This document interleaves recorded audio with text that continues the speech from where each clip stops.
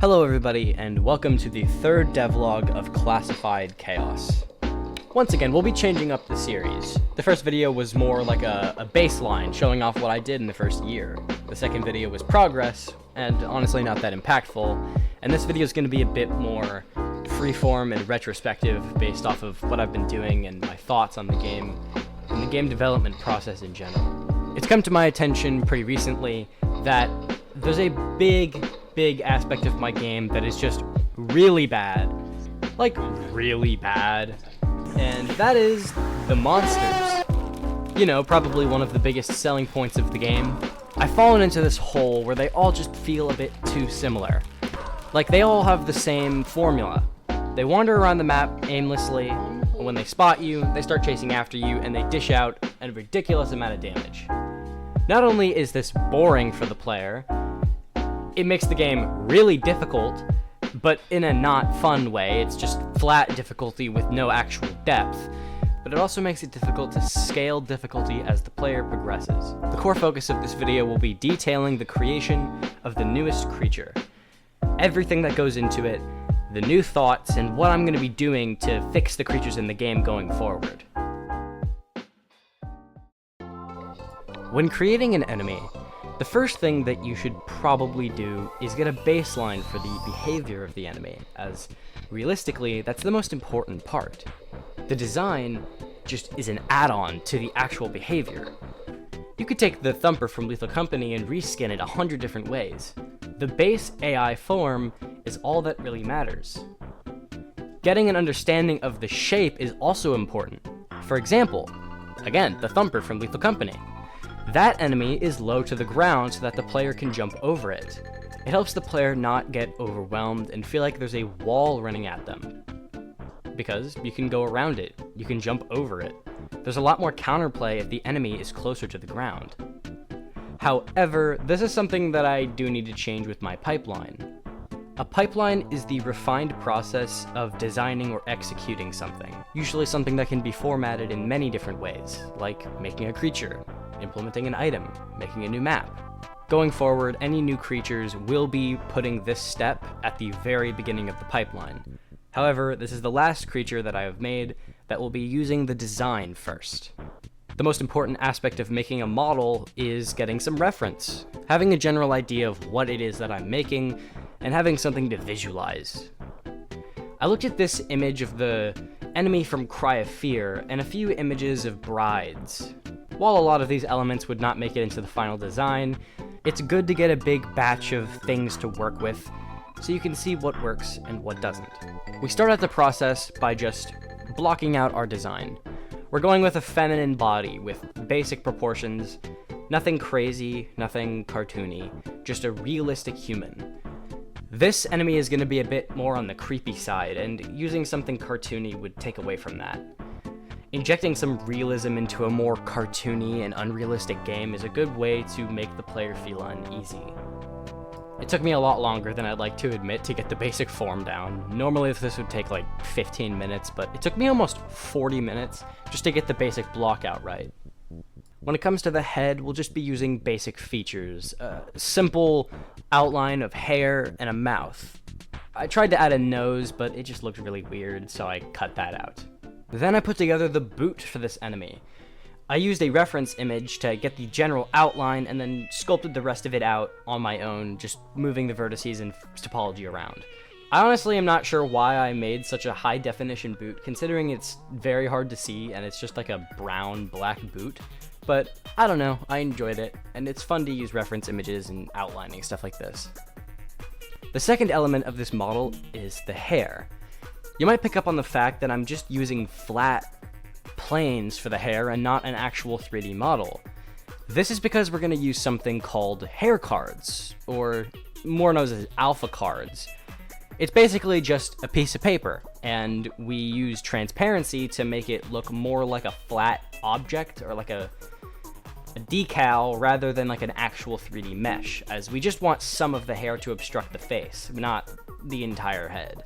This way we can achieve decent looking hair with just 20 or 30 faces, rather than fully sculpting out dozens of hair strands to go over the face, which would be bad for performance, and probably wouldn't even look that good or fit the style of this game. Slap on Blender's default UV unwrapping, because for this model it doesn't even really matter, and the model worked pretty well.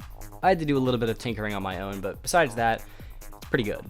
Next we throw on some masks and start painting the model. I use like pre-made 2D textures and then paint that onto the model and use Blender's color picker to change the hue and color of the texture being applied. It took me a little bit of tinkering to get the colors down, but I resulted in a dark red shirt covered in dirt and mud, black slacks that are very like knotted and gross looking. The boots covered up the feet, and the skin is pale and dead looking. It makes this entity look sick and dead, almost like a cadaver. It took a while to paint the hair, making sure there was contrast in the white hair strands and the black parts that will be culled.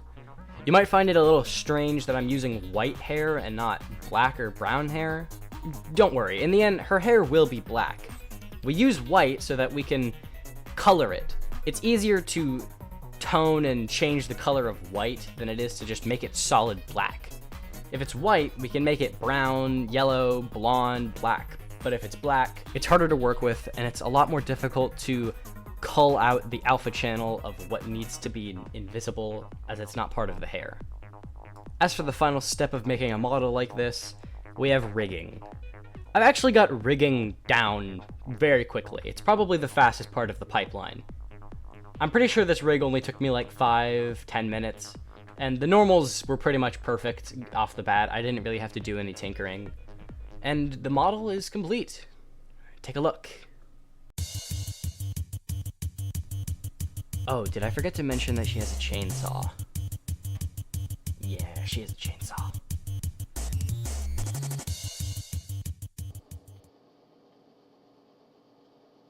Now, okay. You're probably wondering, what's the point? How does this enemy save my game? Well, it's not specifically this enemy. It's more so what this enemy represents. This enemy, and a lot of the enemies going forward, will have a much more integral aspect of their design put down before I actually start working on them. And damaging the player will no longer be the priority. Slowing down the player and interacting with the player in more creative ways is both more fun and just better. It doesn't even mean that they're less dangerous. I mean, she has a chainsaw for Christ's sake. But it makes them feel more fair. If there's a lot more stuff involved when it comes to getting aggroed by that enemy, it makes the game feel more fair and fun, because you have to deal with the consequences of your actions and not just the unfair treatment of the developer. Her behavior is pretty simple, actually. She'll pick an area in the map and lock it down. She won't really move outside of that area. However, that area is constantly going to be near important objectives, whether it's the teleporter, a necessary site, a high traffic area. You're gonna have to deal with her. Move through quickly and not piss her off.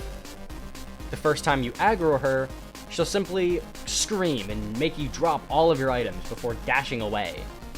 But the second time, she'll rip out the chainsaw and start chasing after you. This won't last for very long before she takes off, though.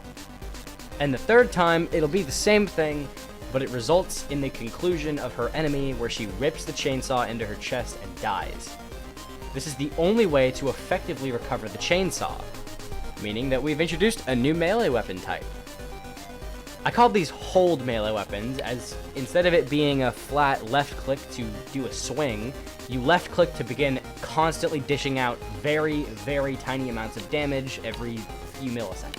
This enemy's loud and brash sound design is kind of inspired by that weird 2-sentence animation story from like a long time ago.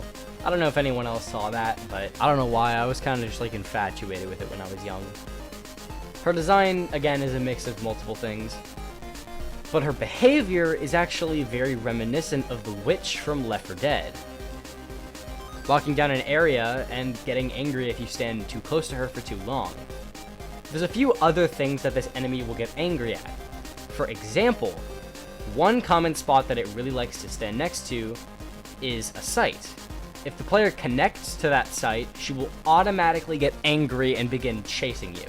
Or I guess just get aggroed. It's another element that I'm going to be introducing to all of the creatures. Ties to the actual environment around them. But you might be thinking, I've already shown off a lot of creatures in this game.